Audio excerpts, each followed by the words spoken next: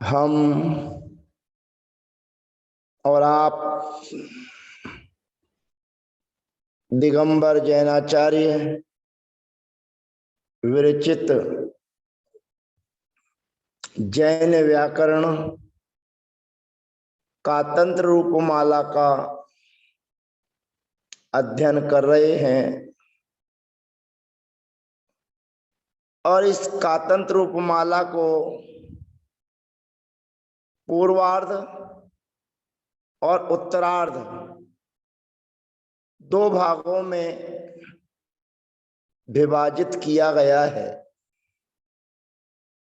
पूर्वार्ध के अंतर्गत यहाँ पर हमारे बीच में व्यंजनांत नपुंसक लिंग का प्रकरण चल रहा है। पूर्व सत्रों में स्त्रीलिंग का प्रकरण पूर्णता को प्राप्त हुआ है। अब यहाँ पर व्यंजनांत नपुंसक लिंग का प्रकरण प्रारंभ किया जाता है। अथ व्यंजनान्तः नपुंसक लिंगः उच्यन्ते। अब व्यंजनांत शब्दों में नपुंसक लिंग जो शब्द है उनको आपके मध्य कहा जाता है। व्यंजनांत का मतलब होता है कादीनी व्यंजनानी। का से लेकर हा तक के जो वर्ण हैं वो व्यंजन कहलाते हैं। अब यहाँ पर अपने को विशेष ये ध्यान रखना है कि नपुंसक लिंग में जो विभक्तियां आती हैं वो प्रथमा विभक्ति का एक वचन और द्वितीय विभक्ति का एक वचन यानी कि सी और अम, ये दोनों विभक्तियां एक साथ प्राप्त होती हैं और दोनों विभक्तियां एक साथ प्राप्त हो जाने पर कार्य होता है।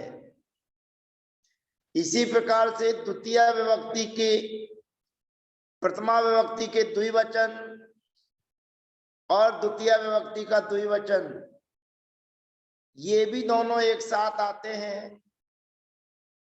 और प्रथमा विभक्ति का बहुवचन और द्वितीय विभक्ति का बहुवचन जस और सस ये भी एक साथ आते हैं।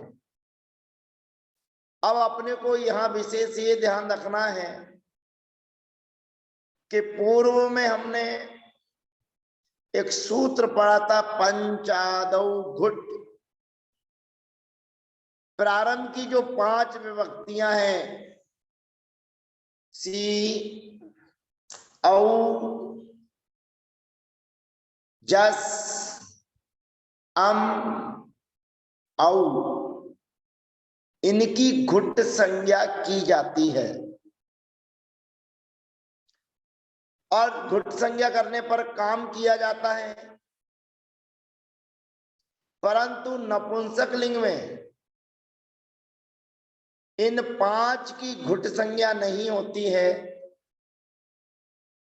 केवल जस और सस इन 2 की घुट संज्ञा होती है। कहने का अभिप्राय यह है कि घुट संज्ञा के होने पर जो कार्य होता है वह नपुंसक लिंग में केवल जस और सस के होने पर होगा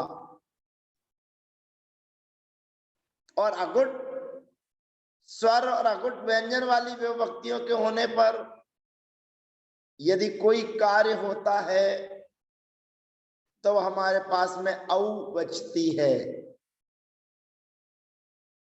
और बाकी तो सब अघुट विभक्तियां हैं ही हैं। परंतु जो औ विभक्ति है उसको भी नपुंसक लिंग में अघुट विभक्ति जानना चाहिए। और नपुंसक लिंग के प्रकरण में हमने बहुत सारे सूत्रों का अध्ययन किया है। जिन सूत्रों का हमने अध्ययन किया है वे सभी सूत्र हमारे मध्य उपस्थित हो जाएंगे। अब अपने को ये ध्यान रखना है कि जो नपुंसक लिंग में सूत्र हमने पढ़े हैं उनका उपयोग यहाँ पर हमें करना है, और उन सूत्रों के उपयोग करने पर ही हमारी आगे की प्रक्रिया आगे बढ़ती है। जैसे नपुंसक लिंग में हमारे पास शब्द आता था तो हम पढ़ते थे अकारा दसम बुद्धौ मुश्च। नपुंसक लिंग में अकारांत शब्दों से सी और अम विभक्ति का लोप होता है और मुंह का आगम होता है।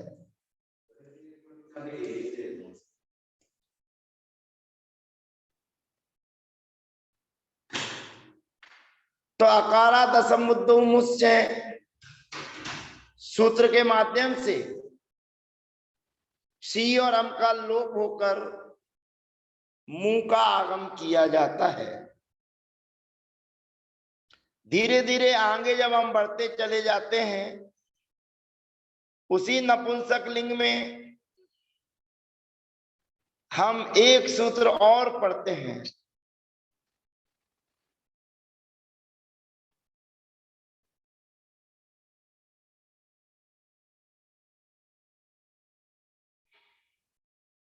हम एक सूत्र और पढ़ते हैं और वह सूत्र हमारे मध्य आता है जो सी और अम का लोप करता है। वह सूत्र कहता है नपुंसकात् सेमर लोपो न च तदुक्तम। अब ध्यान रखना, सबसे पहला सूत्र हमारे पास में आया था अकारा दसम बुद्धौ मुश्च, यानी कि नपुंसक लिंग में अकारांत शब्द हैं तो वहां पर सी और अम का लोप हो जाता है और मुंह का आगम होता है। और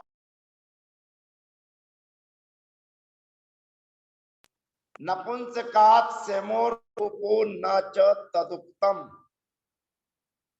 अर्थात नपुंसक लिंग से परे सी और अम का लोप होता है परंतु न च तदुक्तम, जो कार्य कहा गया है यानी कि मुंह का आगम कहा गया है, तू का आगम कहा गया है, वह नहीं होता है।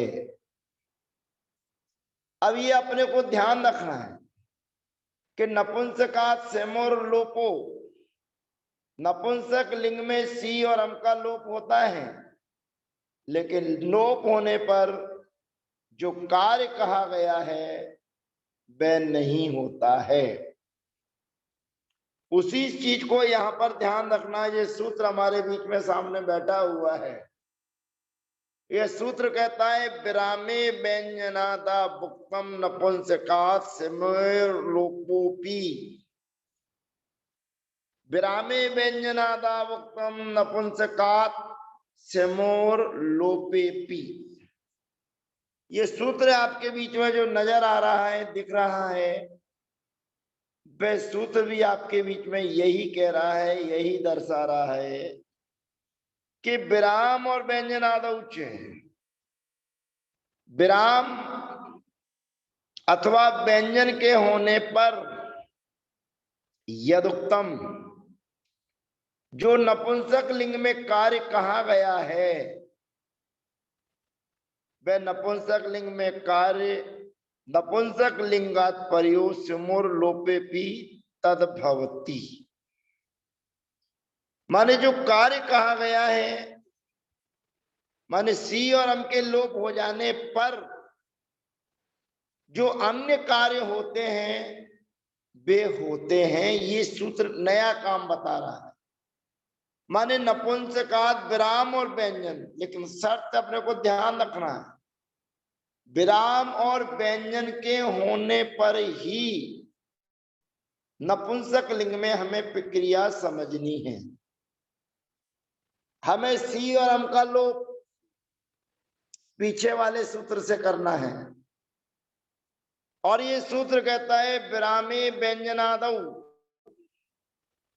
विराम और व्यंजन के होने पर यदुक्तम, जो नपुंसक लिंग से कहा गया है, यदुक्तम जो कार्य कहा गया है, क्या कार्य कहा गया है? सिमोर लोपे भी, लेकिन वह कार्य सी और अम के लोप होने पर भी होता है, ऐसा जानना चाहिए।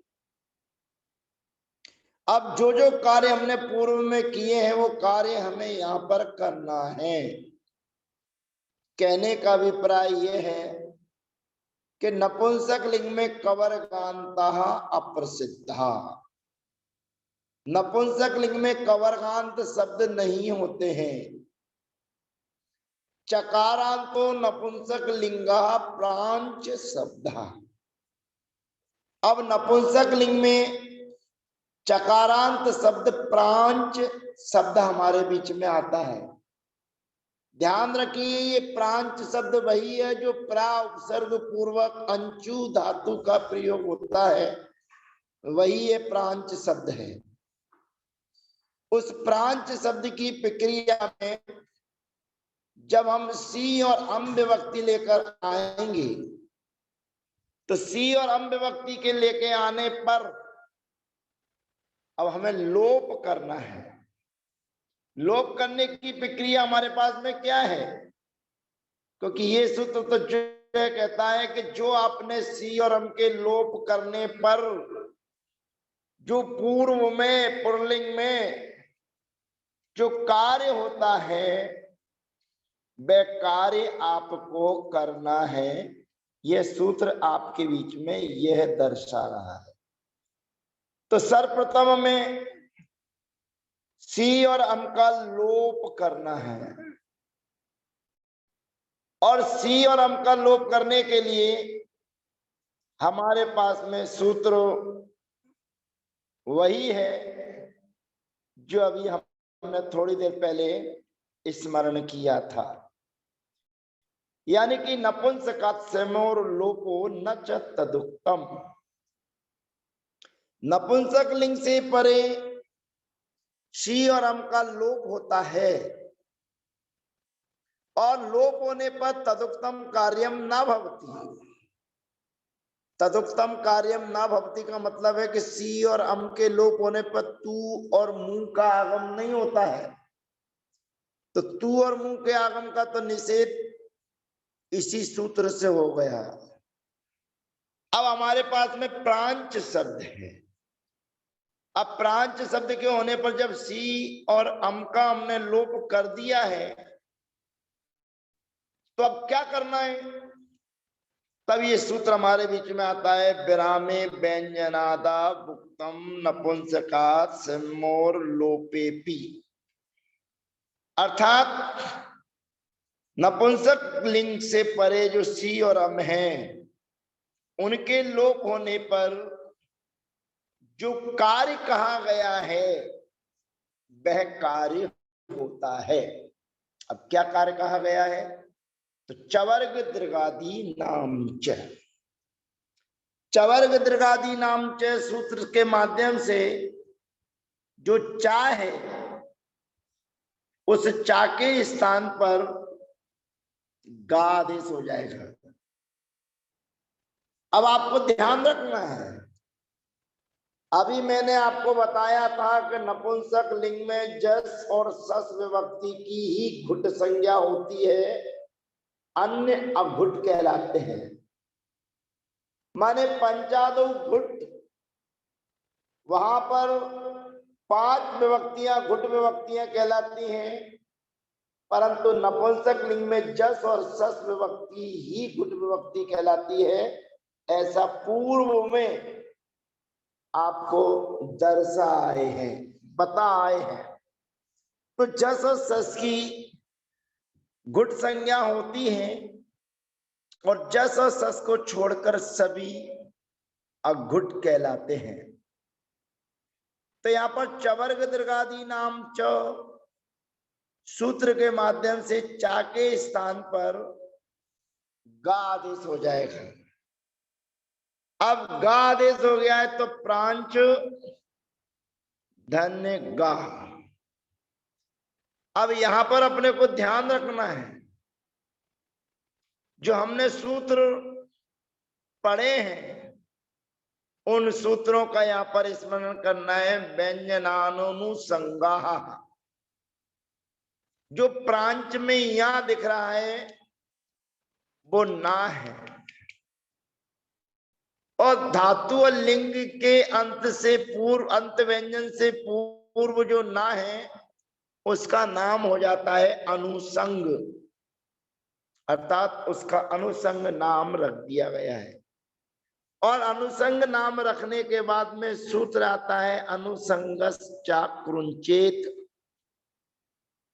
इस सूत्र के माध्यम से जो या है उस या का लोप हो जाता है, और या का लोप होने पर प्रा और गा।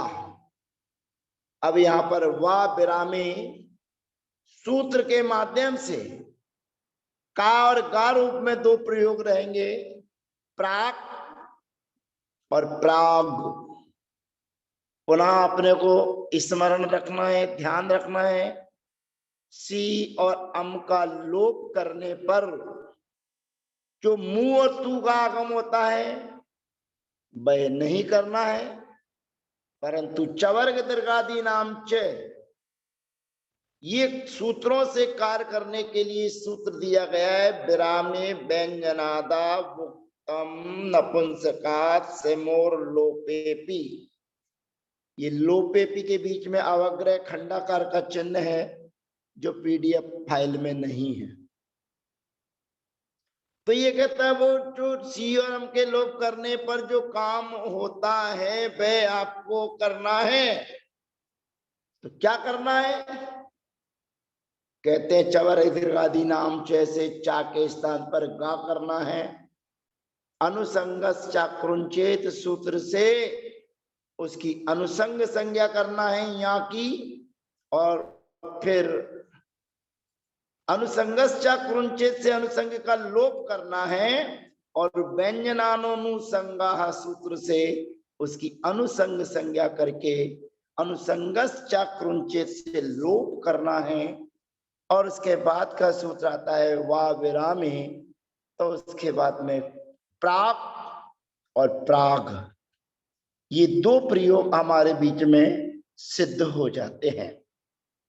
अब पुनः प्रथमा विभक्ति के द्विवचन में अविभक्ति और द्वितीय विभक्ति के द्विवचन में अविभक्ति हमारे बीच में है। प्रांच धन औ। अब ये अविभक्ति भी नपुंसक लिंग में अगुट है। अब ये व्यंजन वाली है, पहले स्वर, ये अब स्वर वाली विभक्ति है। पहले सी विभक्ति व्यंजन वाली थी, विराम वाली थी। तो यहाँ पर औ विभक्ति जो स्वर वाली है लेकिन अघुट है, घुट नहीं। तो अघुट होने पर अनुसंगश्चा कृंचेत सूत्र के माध्यम से अनुसंग का लोप हो जाएगा। लोप करने के पूर्व व्यंजनानुसंगा से अनुसंग संज्ञा करना है, और अनुसंगश्चा कृंचेत से लोप करना है। और पीछे सूत्र पढ़े थे औ रीम, नपुंसक लिंग में औ के स्थान पर रीम आदेश होता है, यानी कि बड़ी ई आदेश हो जाता है। और बड़ी ई आदेश हो जाने पर वह चा में मिल जाएगी, तो बन जाएगा प्राची। अब ये प्राची बन जाने के बाद आगे जब जस और सस विभक्तियां आती हैं तो उन जस और सस विभक्ति की परंपरा को अपने को ध्यान में रखना है। और वह व्यवस्था क्या है? वह आपको दर्शाई जाती है। प्रांच, धन, जस और सस। प्रांच शब्द से जस और सस विभक्ति आती है, तो जस और सस विभक्ति के आने पर सबसे पहला सूत्र लगता है जस ससौ नपुंसके, अर्थात नपुंसक लिंग में जस और सस की घुट संज्ञा होती है। अब जस और सस की घुट संज्ञा हो गई। अब घुट संज्ञा हो जाने पर जस ससोसी, उस जस और सस से यहां पर सी आदेश हो जाता है जस और सस के स्थान पर। सी में से सा का अनुबंध लोप हो जाता है, ई बचती है। प्रांच, धन, ई। अब अपने को यहां पर ध्यान रखना है, थोड़ा सा समझदारी का काम करना है। यहां पर यद्यपि यहां पर प्रांच में रहने वाला ना अनुसंग है, लेकिन हम कोशिश कर रहे हैं आपके बीच में कि हमने पढ़ा था धुट स्वरात घुटी नू। धुट से पूर्व, धुट से और पूर्व स्वरात, पूर्व स्वर से परे, धुट से और पूर्व स्वर से परे नपुंसक लिंग में धुट पड़े होने पर नू का आगम होता है। अब यहां पर दो शर्तें हैं इस सूत्र की। यहां पर पूर्व स्वरात जो लिखा हुआ है वह अपने आप में रहस्य भरा हुआ है, अर्थात धुट से और पूर्व स्वर से। अब पूर्व स्वर ये शब्द थोड़ा सा कुछ जिज्ञासा उत्पन्न कर रहा है। धुट तो चा है और स्वर से कहते तो स्वर के बाद में हो जाता, लेकिन इसमें पूर्व स्वर जुड़ा हुआ है। अर्थात कहने का अभिप्राय यह है कि जब व्यंजनादि शब्दों के अंतर्गत जब धुट से हम नू का आगम करेंगे तो धुट के बाद जो पूर्व स्वर है, पूर्व स्वर अब यहां पर यहां है, तो यहां होने के कारण इस सूत्र की अनुवृत्ति प्राप्त नहीं होती। प्रांच शब्द में के अतिरिक्त अन्य जो भी शब्द आएंगे तो वहां पर हम इस सूत्र के माध्यम से धुट स्वरात घुटी नू, सूत्र कहता है धुट से और स्वरात माने स्वर से, लेकिन सूत्र की टीका कहती है धुटा पूर्व स्वरात परस्य नपुंसक लिंगे घुटी परे नु आगमो भवति। इस सूत्र की और विस्तार से चर्चा हम आपके बीच में करते चले जाएंगे। तो यहाँ पर जस ससो सी से सी आदेश हो जाने पर अब ये सी की घुट संज्ञा है, इसलिए यहाँ पर अनुसंगस्चा कुंचेत सूत्र से उसका लोप आदि जो होना है वह नहीं होगा, और शब्द आकर व्यंजन मत स्वरम परवर्णम नएत लगाकर वह उसमें जुड़ जाएगा, तो शब्द बन जाएगा प्रांची। संबोधन में भी इसी प्रकार से हे प्राक, हे प्रा, हे प्राची, हे प्राच, प्रांची। द्वितीय विभक्ति के वे एक वचन में भी यही प्रक्रिया रहेगी। प्राक, प्राक, प्राची, प्रांची। अब शेष चर्चाएं अगले सत्र में तृतीय आदि विभक्ति से। तब तक के लिए जय जिनेन्द्र, वंदना, सबका यथायोग अभिवादन।